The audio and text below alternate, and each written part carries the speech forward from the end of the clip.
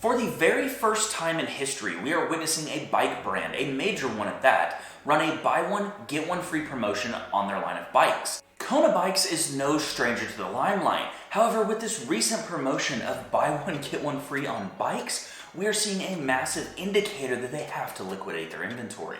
Of course, it's no secret that across the bike industry, this is pretty standard. High levels of inventory, low demand, people are trying to recoup as much money as possible so they can get through this downturn.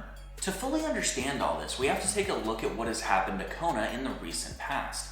What happened with them in early 22 is they were sold to Kent Outdoor, a brand that mostly consisted of water sports as well as snowboards. Now this brand, shortly after acquiring Kona, they launched a click and collect program with dealers, offering 15% to a dealer to assemble the bikes that customers ordered online. A lot of dealers got very frustrated with Kona and decided to stop carrying their brand entirely. The reason a lot of these dealers dropped out and no longer wanted to carry Kona was because this 15%, according to dealers, didn't cover the labor cost required to assemble and fully check a bike over before delivering it to a customer. Since losing a huge share of the dealer network, Kona had to get really creative with their online marketing. Therefore, they created a promotion that encompasses their process line of bicycles, mostly like full suspension mountain bikes. And what this is buy one, get one free. Yeah, you heard me right.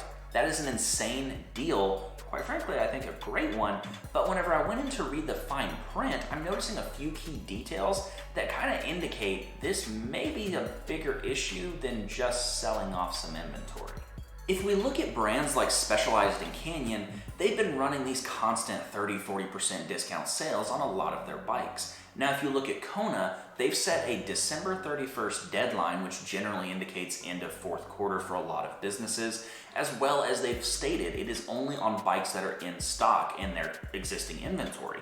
Therefore, that kind of indicates to me they're trying to liquidate what's there and they're not going to order more and continue this promotion. This is further compounded by the fact that Kent Outdoors was also recently acquired by Seawall Capital. Now, whenever a company is acquired and they're bleeding, this is generally time for them to start looking for quick fixes, but in the case of Kona, with volume being low, their sales being low, them not moving a bunch of inventory, it kind of indicates that now that they're running this buy one, get one free promotion where they're pretty much clearing nothing on these bikes and just liquidating inventory or assets at that point, they might be trying to just completely wash the books out, get as much debt off there so they can either turn around and sell them or kill it completely and repurpose it for parts. And I think that the bigger picture here is, unfortunately, we are actually just seeing the conflict of different strategies across the industry. Since the industry has been in free fall, we've seen brands that have had massive brand loyalty just fall by the wayside because they don't have funding. We've seen brands that have massive amounts of funding, such as CRC and Wiggle, lose that funding because they just keep blowing money and they're not making anything. And so then they lose out. But then we also have this weird outlier of brands that do have massive funding behind them that have convinced these investors to continuously spend and sell bikes at a loss. But their hope is to build brand loyalty through that, but then it just starts the whole cycle over again. So really, who is correct? And I think all we're seeing is these different strategies play out. In all honesty, I really do hope that Kona is able to pull through here and keep making bikes. I think they make a great product, and a lot of people out there agree with me on that.